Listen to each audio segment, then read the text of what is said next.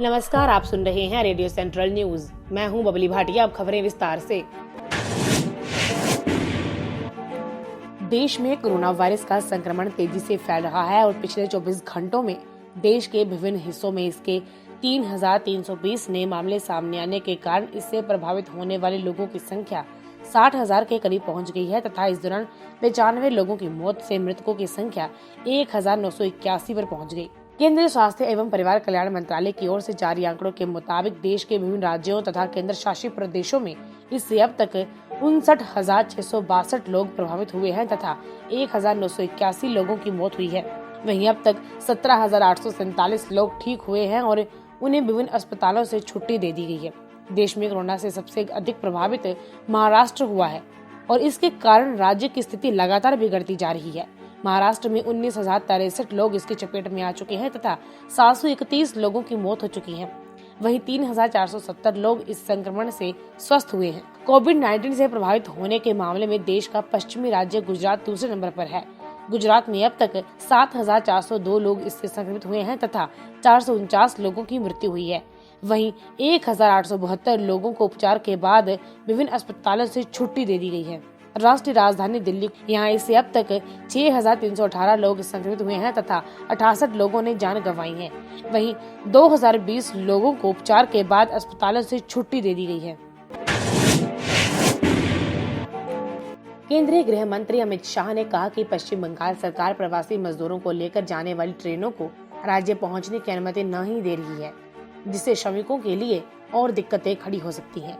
पश्चिम बंगाल की मुख्यमंत्री ममता बनर्जी को पत्र लिखकर शाह ने कहा कि ट्रेनों को पश्चिम बंगाल पहुंचने की अनुमति न देना राज्य के प्रवासी श्रमिकों के साथ अन्याय है।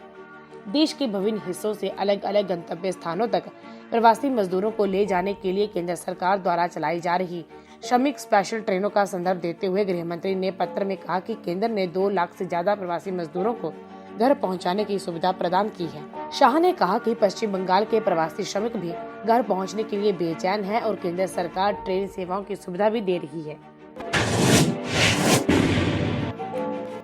वैश्विक महामारी कोरोना वायरस का संक्रमण निरंतर बढ़ता ही जा रहा है और विश्व भर के 187 देशों एवं क्षेत्रों में अब तक 29,61,594 लोग इस बीमारी से संक्रमित हुए हैं तथा 2,75,397 लोगों की जान जा चुकी है।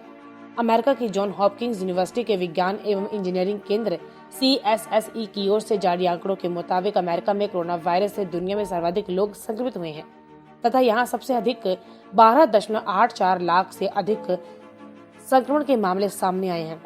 अब तक के प्राप्त आंकड़ों के अनुसार विश्व के 3 देशों में 2-2 लाख तथा 6 देशों में संक्रमितों की संख्या 1-1 लाख से ऊपर पहुंच चुकी है, जबकि भारत समेत 5 देशों में यह संख्या 50,000 से अधिक हो चुकी है। विश्व की महाशक्ति माने जाने वाले अमेरिका में इस जानलेवा विषाणु से अब तक 12,84,708 से अधिक लोग संक्रमित हुए हैं तथा 77,201 लोगों की मौत हो चुकी है। यूरोप में गंभीर रूप से प्रभावित देश इटली में इस महामारी के कारण अब तक 30,201 लोगों की मौत हुई है और अब तक 2,17,185 लोग इससे संक्रमित हुए हैं। स्पेन कोविड-19 के संक्रमण से सबसे अधिक प्रभावित होने वाले देशों की सूची में अमेरिका के बाद दूसरे नंबर पर है। यहाँ अब तक 2,22,857 लोग इसकी चपेट में आ चुके हैं और 26,299 लोगों की इसके कारण मौत हो चुकी है। इस वैश्विक महामारी के केंद्र चीन में अब तक 83,976 लोग संक्रमित हुए हैं और 4,637 लोगों की मौत हुई है। इस वायरस को लेकर तैयार की गई एक रिपोर्ट के मुताबिक चीन में हुई मौत के 80% मामले 60 वर्ष से अधिक आयु के लोगों के थे। IPL टीम दिल्ली कैपिटल्स पहले दिल्ली डेयरडेविल्स के पूर्व मुख्य कार्यकारी अधिकारी हेमंत दुआ ने कहा कि ऑस्ट्रेलिया में अक्टूबर-नवंबर में आयोजित होने वाली T20 विश्व कप के टलने की सूरत में ही इस साल इंडियन प्रीमियर लीग IPL के 13वें संस्करण के आयोजन की संभावना बनती है। दुआ ने वेबिनार सीरीज की पहली कड़ी sports behind the close door में यह बात कही।